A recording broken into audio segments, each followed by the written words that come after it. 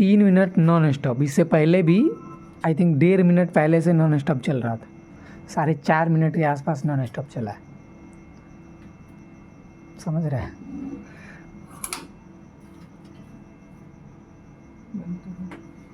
अच्छा था, मतलब चलना भी चाहिए था, मतलब 4.5 मिनट में 1 किलो अगरबत्ती ये बन गया। 1 किलो से प्लस बना हो, 1 किलो ज़्यादा बन गया, मतलब 10 मिनट में 2 kg। 1 घंटा में जो 8-10 किलो हम बोल रहे हैं ना, तो आराम से नॉर्मल बैठल बनेगा, कोई दिक्कत नहीं है, खाली मशीन सही से चलना चाहिए। अब रुकेगा तो वो अलग से। एवरेज हो मतलब 8 किलो हो जाएगा, 8 आराम से होता है। जैसे अभी जो बना, अगर ऐसे न रुके तब तो 15 किलो बनेगा, लेकिन रुकता है तो वो चीज़ भी तो जोड़ना होता है ना।